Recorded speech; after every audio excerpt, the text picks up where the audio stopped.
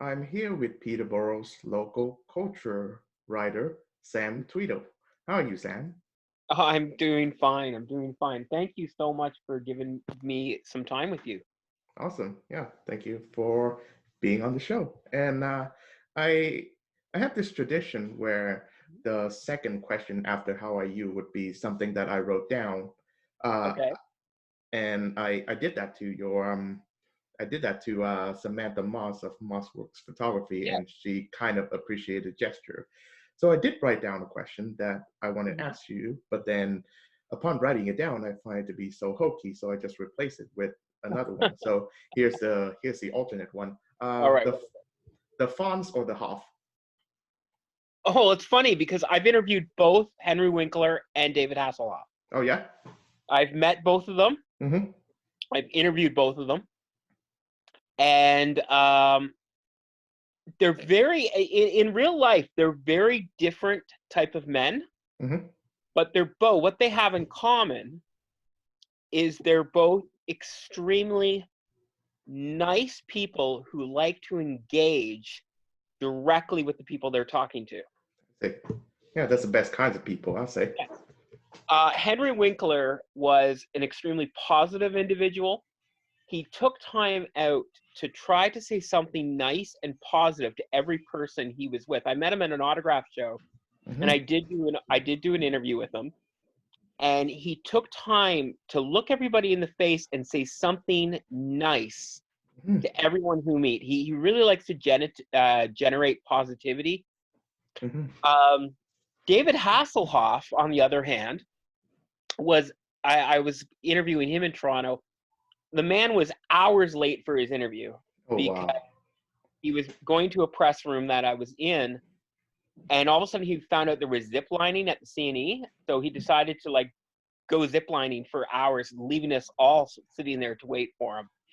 We were all ready to kill him. Like, people left, and then he finally showed up, and there was only a few of us left. And the moment he walked in, he was like, "Hey, hi, I'm David Hasselhoff." And we were all like, we were ready to kill him. And then the moment he walked in, it was like, "Hey, David Hasselhoff's here. It's okay." And what I really liked about David is, first off, he's really nice. And when you talk to him, he looks at you right square in the eye. He listens to what you're saying, and then he looks you in the eye and he directly responds. Mhm. And some people, sometimes they don't listen to what you're saying, or they already know what they want to say, or they're half interested. But Hasselhoff, very direct, and I can understand him being a cheeseball like he is. I understood why he's been able to maintain work and a celebrity status all these years, is because he has that energy which connects him directly to people. Mhm. Henry Winkler, he's just the nicest guy on earth, and he's lovely. You know who Hasselhoff reminds me on the way he communicates with people is Mhm. Bill Clinton. Oh, okay. Had a very brief run-in with Bill Clinton a number of years ago, Okay. and Bill Clinton did the exact same thing Hasselhoff did. Hmm. So yeah, so either or, they're two men I've met. They're two men I've interviewed. Two men that I really really enjoyed. Hmm. I can't say I like one more than the other, but that was interesting. You chose those two guys because my interviews with them are no longer online. However, last year I did get I used to write for a website called popcultureaddict.com, and it's no longer online. But last year I was able to get the 300 interviews I did with them, and I do own those now, and I'm going to Oh wow. slowly be getting those up on the internet. Awesome. I think my Henry Winkler one is currently up at samtweedle.com. You can read that there. Oh yeah, I did read My that. You did. Okay, but Yeah, I did read that. My Hasselhoff one's not up yet. I'm not Okay. back up yet. So one day. Hmm. So one question. The reason why Yeah. I asked that question is Sure. because of a childhood movie of mine which I used to like, but then I did not quite like anymore, called Yeah. Click, and it starred both of them. It featured Oh, both of them to be. It starred I Adam don't know. Sandler. Oh, well, that's why I've never seen it. So Hmm. I'm not a big Adam Sandler fan, so I generally avoid his work. Although it's interesting because I have heard that Adam Sandler does a lot of work with Henry Winkler. Oh yeah. doesn't he? Yeah, they work a lot together. So Hmm. I really like Henry Winkler in the movie. Bring. One of my favorite comedies is Bring Out the Boom with Kevin James. Oh, right. Here And comes the boom. Here yes, comes the it's boom. one of my favorite comedy movies, and I know Adam Sandler was the producer of that. Oh, yeah. That, Yeah, and it's one of my favorite modern mhm. comedies. I Hmm. believe I've seen brief scenes of that, and I know that aside from Henry Winkler, my favorite podcast host, Joe Rogan, is in there as well. That's right. Yeah, Joe Rogan's in it, and he's Yeah. very good. Hmm. Yeah, yeah. I'm not a fan of comedies. Yeah. I don't generally enjoy comedy, Uh-huh. but Here Comes the Boom is one of the few modern comedies I like. It's a very positive film. It's really about a man trying to save the arts, Hmm. and it's about a school teacher a science teacher who becomes a UFC fighter because he finds out if he loses, he'll still get money, and he's Right. trying to raise money to save the music program at the high school that he works at. Henry Winkler's the music teacher, All so right. he's just getting the shit kicked out of him, but still getting money to save the arts. And there's a wonderful and speaking of music, there's a wonderful running gag with Neil Diamond's song "Holly Holy," which is so fantastic. So Uh-huh. yeah, but yeah, Winkler and Kevin James are just so great together in that. So Hmm. mhm. I believe that there's a subplot in that movie where Kevin James does I think one of his like nightly one of his other jobs is that he instructs people like what do you call it, hopeful immigrants to Yeah, emigrate that's right. into Hey, the US and he teaches them English, mhm. and And that's how he gets into the UFC fighting is through one of right, his students. right, one of the Yeah, guys is his trainer, and yeah.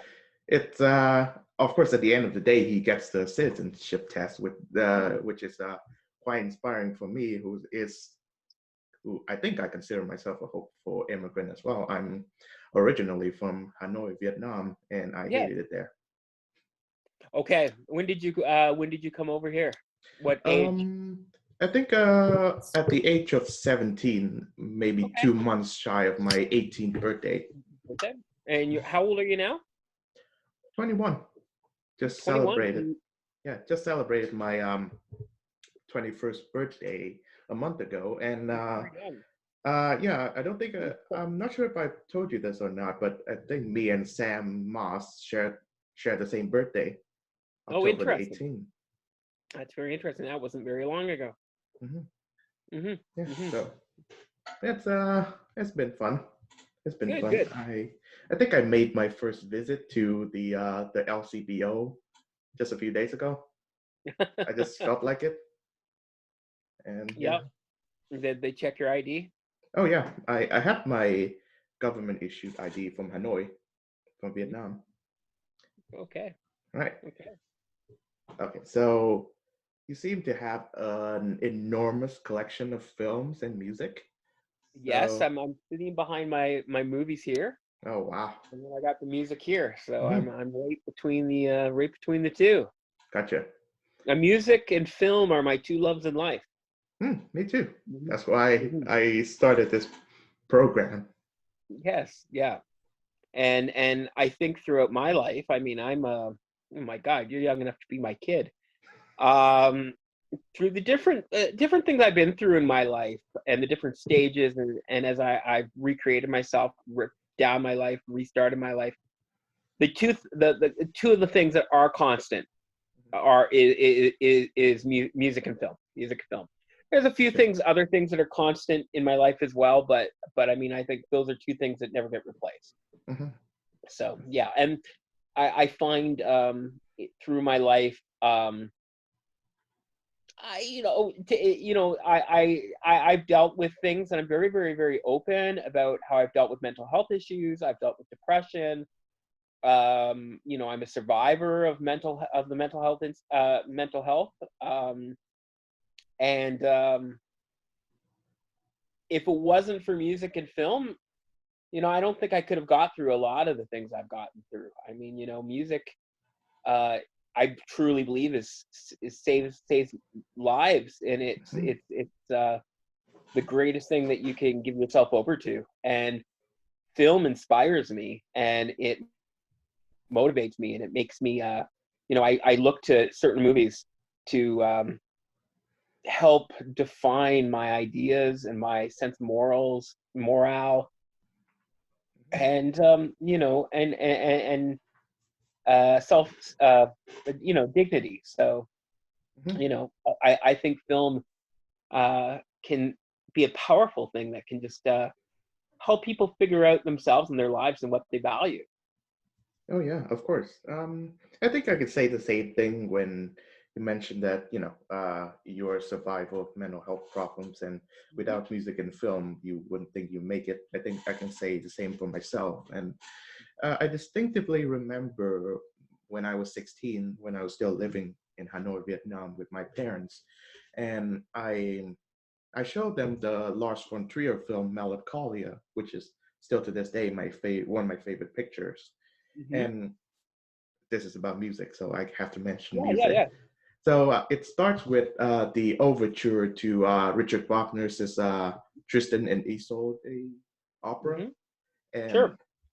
so that's the music, and the scene is this really picturesque slow motion um, footage or scenes of people panicking in this little how this really big mansion off of you know really far off, like the metropolitan and all that, as Mhm. the earth is being crushed by a gigantic planet named Melancholia, and its color is obviously blue. Sure. Sure. um, and I distinctively remember that movie because of course I was going through really uh, big or tough times at that time, and I the movie is my attempt to to communicate with my parents about what I was going through, and I wanted to show it to them, but at the end of the film they just didn't get it.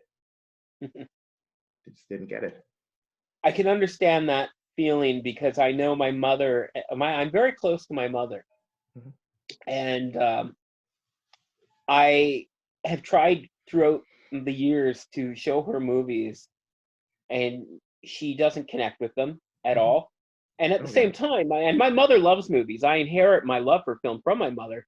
Hmm. But at the same time, my mom loves watching television with me. Like, it's something we do on Sunday nights. Mhm. But um, we can't find anything we're both gonna enjoy. I don't connect to what she likes. She doesn't connect to what I like. And I've just stopped trying to show her things I like. But what I enjoy is that just sitting there with my mother, and I always say, Mom, just put on whatever you want to put on. And I just enjoy sitting with her. Now, if I really don't want to watch it, I'll tell her. I'll flat out say, look, I can't listen to this, and I've done that a few times.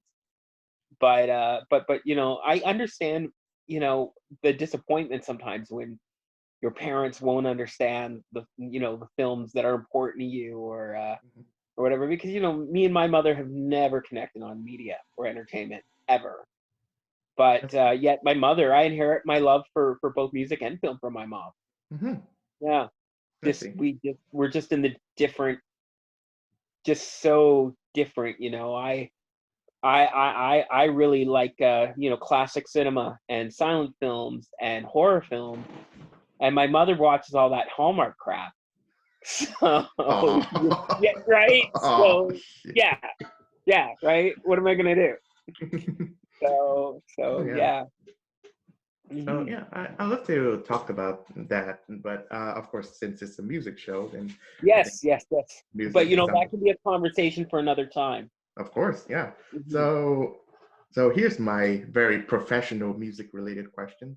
Okay. What is your favorite song, and why isn't it Papa Roach's "Last Resort"? What is my favorite song? Yeah, and that's the second Wow. part to that too. It's a very, very difficult question because obviously there's so many music. Um, a song I go back to over and over and over again. Hmm. It's not on my favorite album. It's not the song I want played at my funeral. Mm-hmm. It's a song which a lot of people really either love or they loathe. Mm-hmm. It's there's no shade of gray. People really like this song, or Mm-hmm. they think it's terrible. Okay. And that would be MacArthur's Park by written by Jimmy Webb, Okay. most famously performed by Richard Harris. Huh. And a lot of people have done it. I have so many different versions of this thing on in my collection. My favorite version of MacArthur Park is actually by a Canadian jazz artist named Maynard Ferguson. Mm-hmm. And he does a version of it which is just out of sight. It's been recorded from everybody from Donna Summer to the Fifth Dimension to Slim Wow. Whitman, Mm-hmm. Frank Sinatra, Sammy Davis. Vic Damone does a great version of it. Andy Williams has done it. I mean, it's been done so many times, and people either love it or they Mm-hmm. hate it. And I'm crazy about it for some reason. I've always loved it. Mm-hmm. It's so kooky.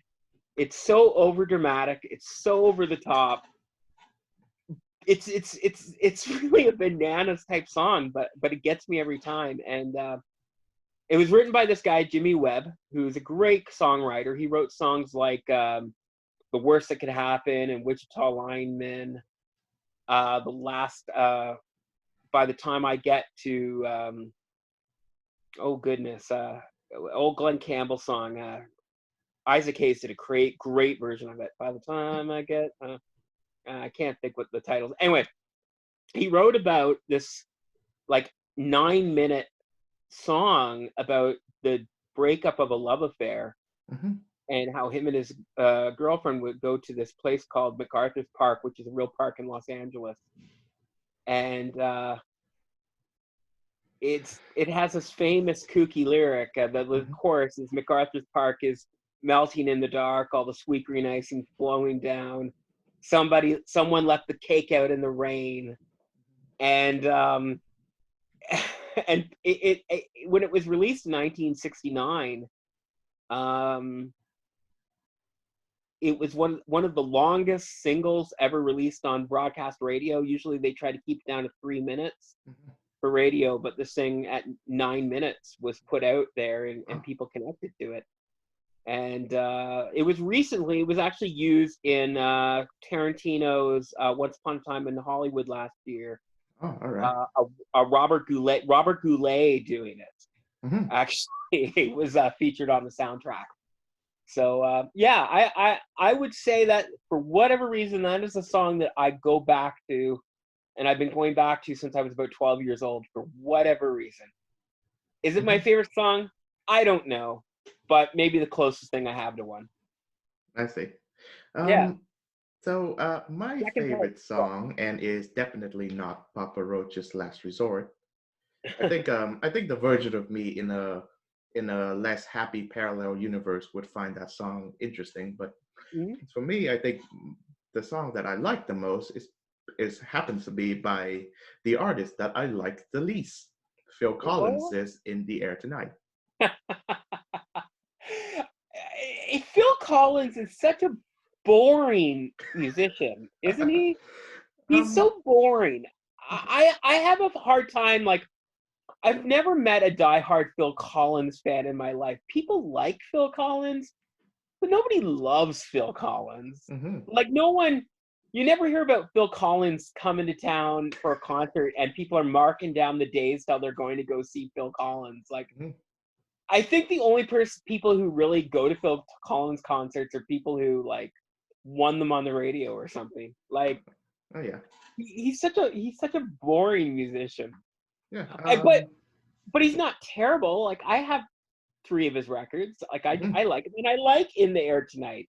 Mhm. The drum solo, yeah, it's Yeah. good stuff. Yeah, and I think I just to remind you, the album No Jacket Required, featuring that horrid song Studio, I think actually sold like 15 or 20 million copies. Yeah, well, there's no accounting to the taste of the world, right? Like, I remember when Sussudio came. I remember when it was on the radio, like, and when it was the #1 song, and yeah, we were crazy about it. Sorry. I think, yeah, "In the Air Tonight" is probably the only good Phil Collins song as a solo artist. I know that he used to do Genesis, and he was pretty good at that. It the song Trying itself to is think if there's any other Phil Collins songs worth listening to. I'm really trying. definitely not that cheesy, preachy song "Another Day in Paradise." No, no. No. My dad listens to that song quite a bit. Okay, Yeah, fair but enough. yeah, there. I think of course, I first came across that song when I was 12 or 13, and I remember it being the first like genuinely sad song that I listened to, Interesting. and I remember it being the lyrics being about like human apathy and how you see a person in distress and then you just walk away. And I like how the song progresses. Like the two verses are really quiet, and then it just breaks into this thumping drum beat, which I really enjoy. And I do relate to that, what we call it, the feeling of human apathy, because I was at the receiving end of a lot of it. Like in a situation where you have that ability to help someone, you just choose to look away. You know. Well, I think sometimes it is. I think sometimes with human nature, it's a difficult thing. I think sometimes um, people are sent to you for a reason. People are put in your path for a reason, and you can go one way or the other. But I think it's all a matter of following that natural progression, like a natural universal energy. We can't save everybody. We can't be in a position to save everybody. You know, um, I can't give $1 to everybody on the street that asks me for $1. But every now and then, like right now with it being Christmas season, like I took my paycheck and I was giving out to all the different charities that I sponsor with my current paycheck for the holidays. Wow. Cancer care, yeah, stuff like Cuddles for Cancer Hmm. is one that I support, which is a young lady here in the Kawarthas does, Hmm. and um, I also give to the children's toy drive. I Hmm. don't know, I haven't seen anything for that, so we can only do so much, but as I said, I think it has to be something from within Hmm. and not something that's forced upon us. I see. So Yeah, yeah, of that's what course. I think. So Of course. Yeah. mhm, mhm. So moving on to lighter and definitely musically Yes. related Okay. topics. Um, Perfect. which I know you've interviewed quite a few people, and Yeah. what my question to you is, which deceased musicians would you wish to have a sit down with, and what would be the first thing that you ask him or them? David Bowie, Hmm, 100% David Bowie. cool. Yeah, me too. And the question I asked is, how does it feel like? What does it feel like to be almost godly? Hmm, Um, After Bowie, Lou Reed was a really difficult interview. I think to hmm. interview Lou Reed, Lou Reed he loved to hate interviewers. Oh yes. Yeah, and he was really abusive Hmm. to people he interviewed. Um, I'm such a huge Lou Reed fan. Oh yeah, me too. I'm so crazy about him. Hmm. I would definitely have thrown myself into the line of fire Hmm. for Lou Reed, and been kicked to the floor. Hmm. I would have done it. Um, I think I would have loved to pick Frank Sinatra's brain. All right. Sinatra, I wrote a huge paper on Sinatra when I was studying at Trent, Hmm. and for a professor named Keith Walden, and so I researched and I knew Sinatra's life and story very well. I've also communicated with the Sinatra family. Hmm. Um, I think with Sinatra, though, it would be a matter of like he liked some people and he didn't like some people, and I would just pray to God he liked me. And you know, and what would have I asked Sinatra? I don't know what I would have asked him. Um, but just picked his brain on life and love and loss, Hmm. pain. I think the thing I admire the most about Sinatra was his loyalty to people. Hmm.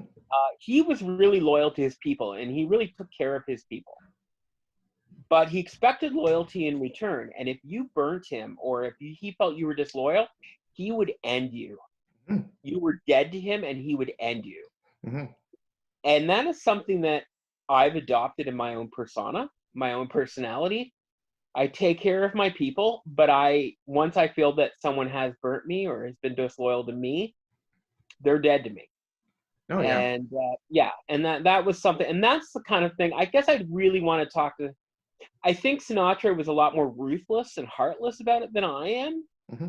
Uh, but I think that would be the kind of thing I would want to talk to Sinatra about. Would be the whole loyalty. You gotta also remember Sinatra was Italian, and he dealt with a lot of mobsters and mafia Hmm. types, and that's a very mafia way of thinking, Oh yeah. right?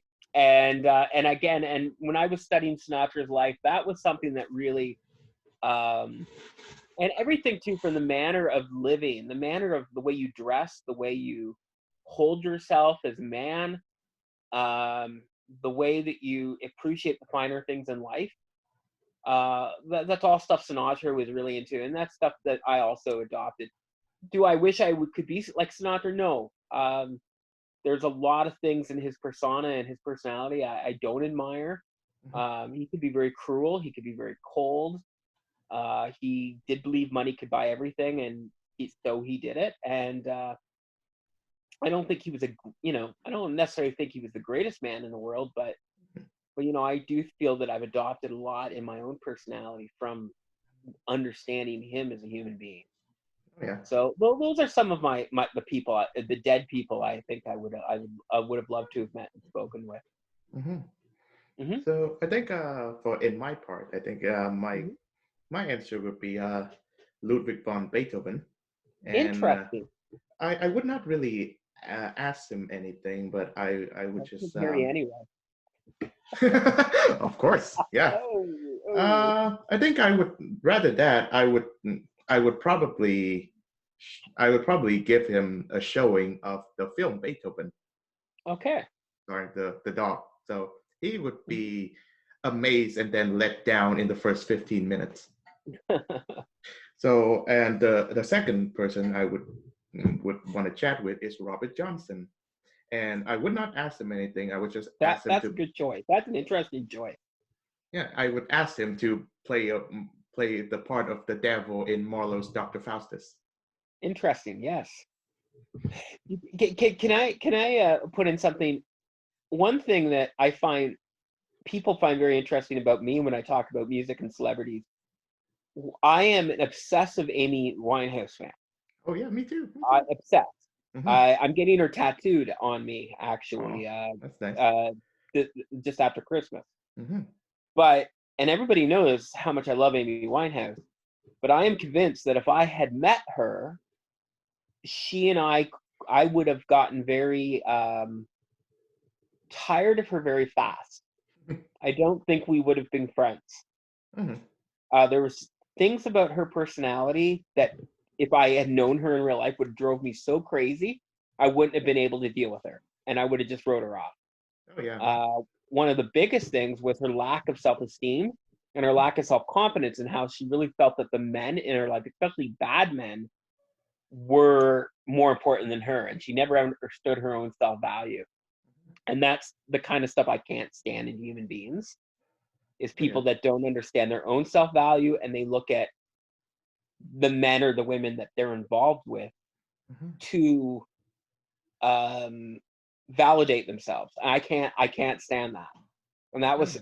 I think, Amy's biggest problem. And I really don't. And people are so surprised when they hear that because they know how much of a fan I am. Hmm. But I don't think we would have got along. I see. Yeah, Hmm. I think there are a lot of people in that I admire that I don't think I'll get along either. Phil Spector is one of them. Well, yeah, sure. I love Phil Spector too. I Hmm. mean, I think the man was a genius, and I actually have a very strange 3 degrees of separation from Phil Spector. Hmm.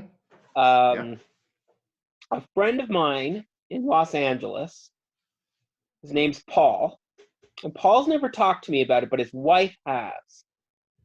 Paul used to date the woman that Phil Spector killed. Wow. Yes. Okay.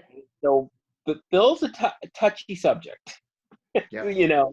Oh And wow. Paul has never discussed it with me, but his wife.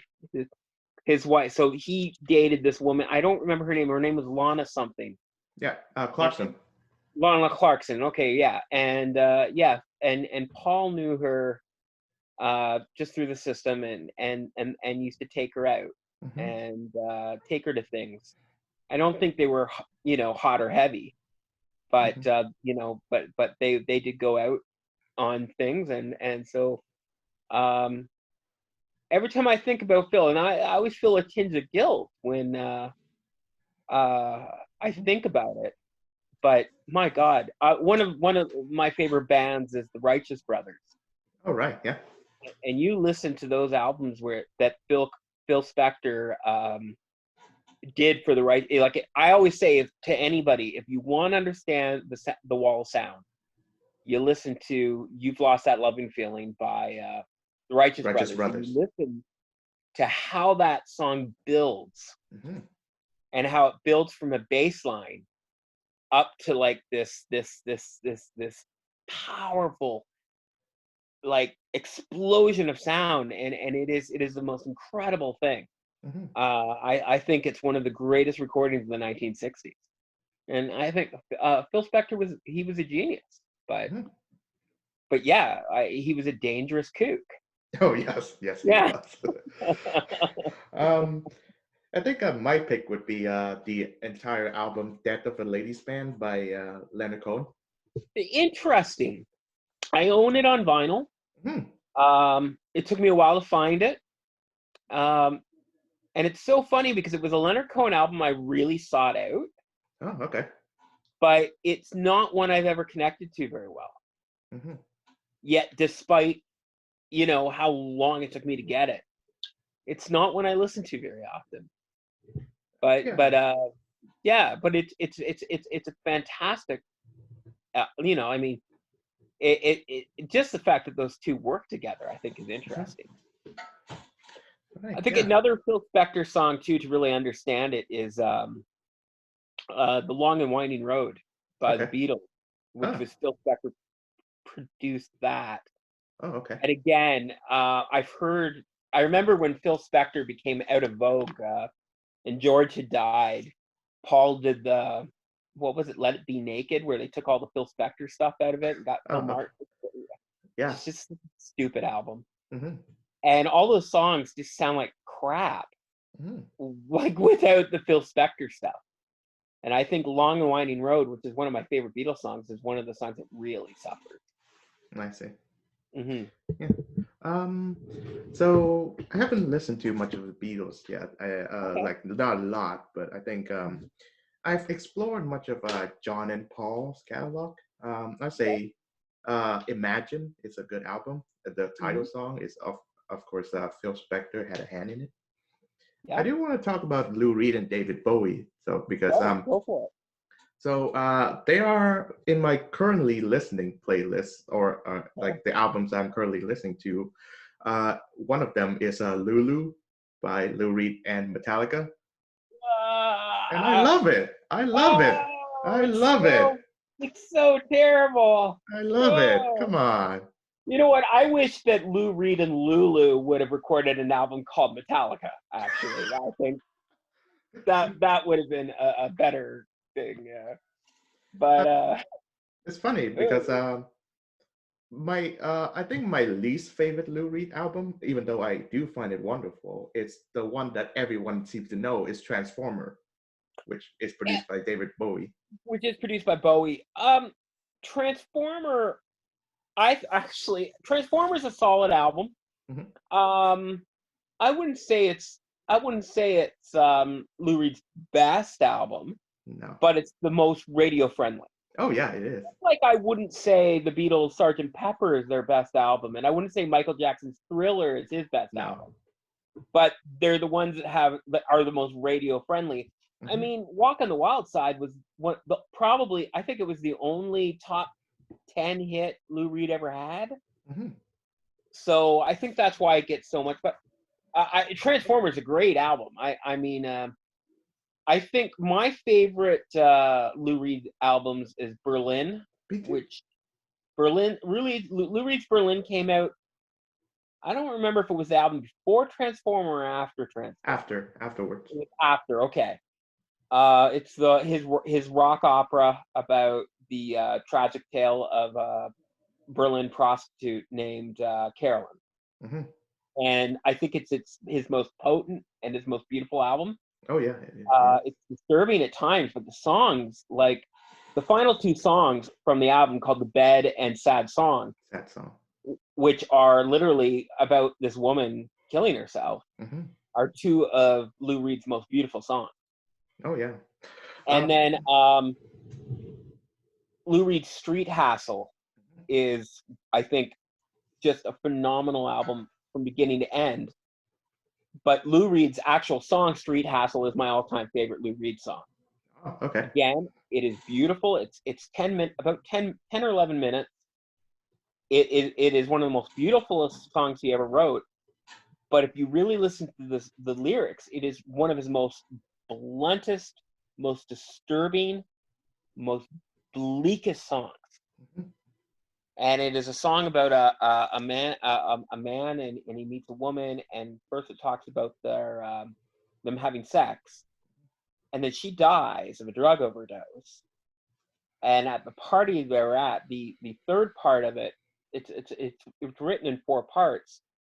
The third part is a guy who's literally saying, the house, who owns the house that they were at, saying, like, there's nothing we can do. I'm sorry.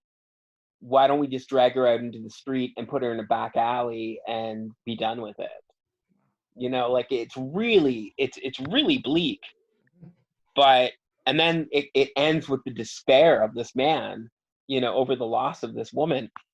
But my God, the cello, it's performed on a cello of all things, Hmm. and it is just it's so beautiful.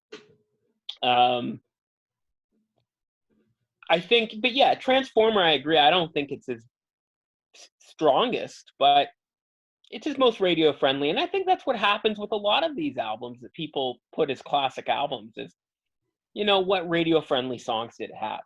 Hmm. Right. I think that's what happens a lot of the time. Yeah, I think that's why I have like a great disagreement with Rolling Stone's 500 Greatest on the albums list because for one, it included a bunch of pretty bad albums, including Sure.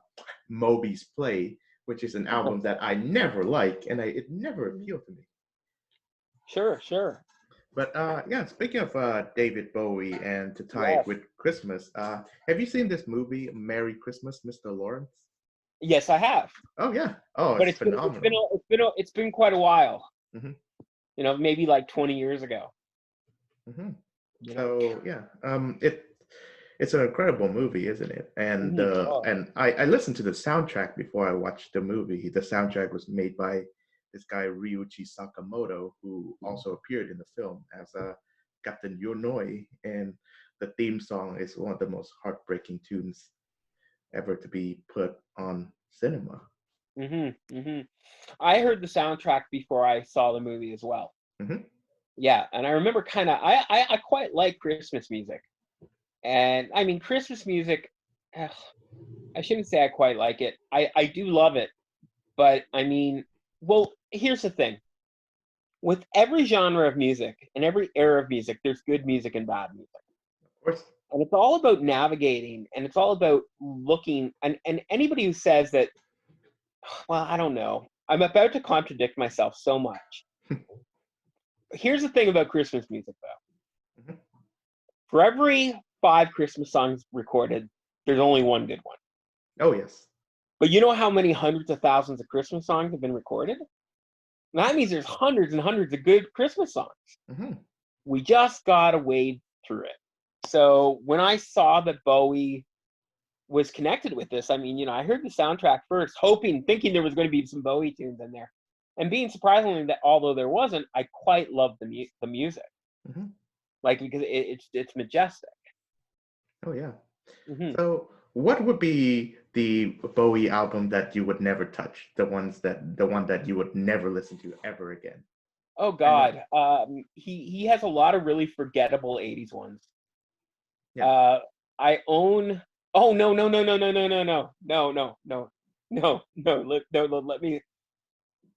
David Bowie's worst album. There's only one of his albums. I have all of his studio albums except one, Okay. and that's his self-titled first album. Hmm.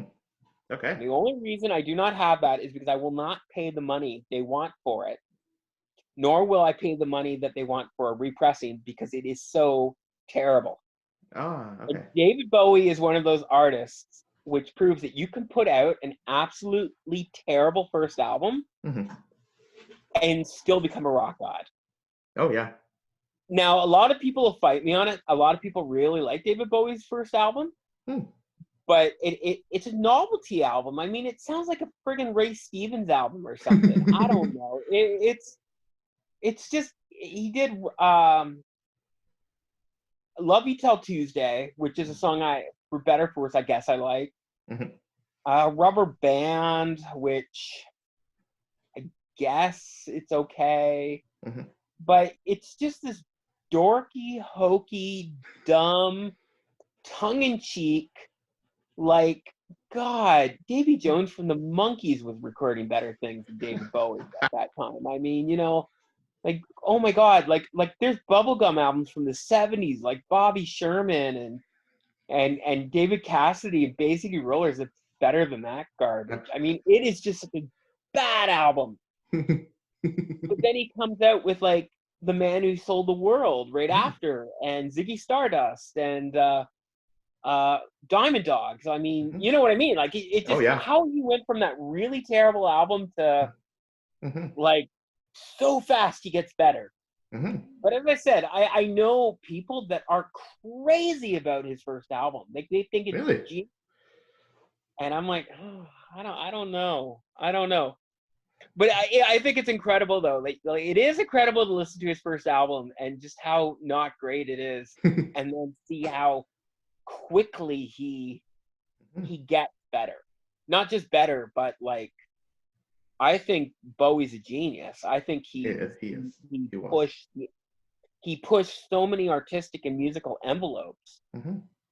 And there was a lot of guys doing that at that time. I mean, you look at the musical envelopes being pushed by Bowie, Freddie Mercury, Lou Reed, um, uh, a lot of the, I think a lot of like the heavy metal coming out of England in the '70s was just so different. Hmm. I think that Pink Floyd, oh my God, Pink Floyd. I think there was a lot of the '70s was a great time for people pushing the limits and pushing the boundaries and pushing music to see how far it could go. Hmm. King Crimson. Oh, yeah. Yeah, like art rock was the '70s was golden for that period, and I think it fell apart in the '80s. And me and a friend of mine who's a musician, Avery Cantello. She's a Toronto. She's a Peterborough girl, but she performs in Toronto. But she became displaced during COVID, and we've spent a lot of time listening to records over here. And she's a jazz musician, so most nights we just listen to jazz. But I remember discovering that she knew like one Prince song, and I'm like, oh my God. So one night we just sat there listening to Prince all night, and I said to her, I said, in the 1980s, as far as I'm concerned, Prince was the only person pushing the envelope. Mhm. In the 70s, everybody was. By the 80s, it was Prince, and that was it. And the 90s, I'd give it to Radiohead. And after that, I don't know who I find very interesting when it comes to pushing music to a different level. I I think, don't know. Yeah, I think you know. I But would put remember, I'm the middle-aged, so you got to remember that I don't like the music that your generation likes. Mhm. Okay. Because that's what, well, that's the thing I think about every people is every generation, you've aged out when you don't like the stuff you hear on the radio today. Mhm. When you listen to what the quote unquote kids are listening, like every generation listen, every generation listens to the next generation's music and go, oh, that's no good. In my day, we listened to real bands that did real things. And I find when I listen to top 40 music radio, that's all I hear is how much I dislike. Now, I'm not saying there's not good music being written, or there are bands and musicians currently out there that I do enjoy and I do like and that I do follow. Mhm. But I think that's a general. I think there's always that break in generations. Oh So if yeah. there is anybody pushing the envelope these days, I'm just not aware of who. I'm not aware who they are. I That's think my fault for my age. oh yeah, I think the moment when I realized that there's nothing that good on the radio was when I was 13. So I Interesting. so that's I've aged out prematurely. And also in regards to the 80s, I would say add in Talking Heads and New Order. Yes, good ones. Yes. Yeah, you know what? You're right. Talking Heads and New Order. Mhm. Um, and you know who else you could put in there too is maybe something like Devo. Sure, yeah. Definitely. Mhm. You know what? I remember I sort of stopped listening to top 40 radio around 1987, Mhm. but then I started to flirt with it again about 1989.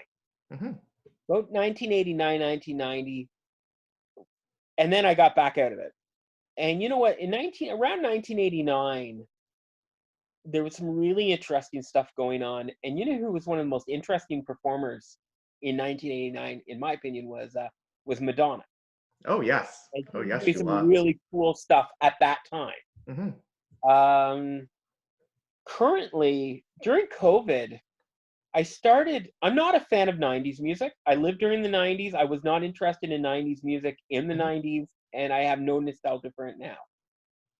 Uh, but during COVID, I started to really rediscover the 90s bands and the 90s artists that I loved then Mhm. and kind of was ignoring. Mhm. And during COVID, for some reason, a lot of those groups started to become interesting to me again. And I started listening to a lot of Mazzy Star. Okay. And if you've never checked them out, they're a California band by lead singer is a woman named Hope Standable, Mhm. Mazzy Star Star. I started listening to a lot of them, and I really liked them in the '90s because I had a crush on Hope Standable. Mhm. But now listening to them more as a music fan, I realize, although I still look at old photos of Hope Stanville and go, holy gee, I remember why I liked her so much. It was that she was my type. But I start to understand how good they were musically. They Mhm. actually were interesting. Another one was Lisa Loeb. I've gotten really into Lisa Loeb all of a sudden. And again, as a kid, I had a crush on her. And now listening to it with a more critical ear, I realize how much I like her. And I discovered the B-52s in the 90s. They had a comeback in 1989 with Cosmic Thing. Mhm. With the big Love Shack was the single off it, and then there was Rome, Deadbeat Club. Kate Pearson started doing stuff with REM and Iggy Pop, and the B-52s were really big around 1989, 90 after their first initial success around 79, 80, 81.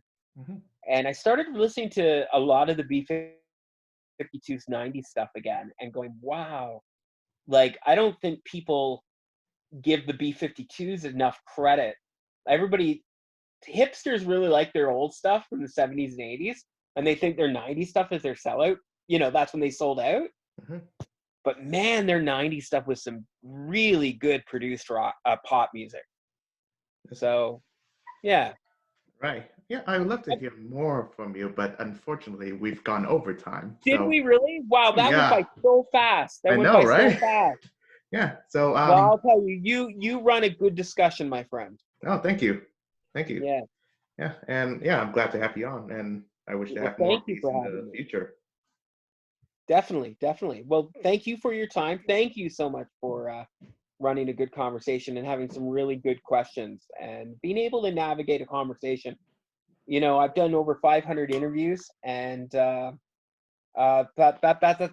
is a talent that yet people have or they have not, and you're very good at it.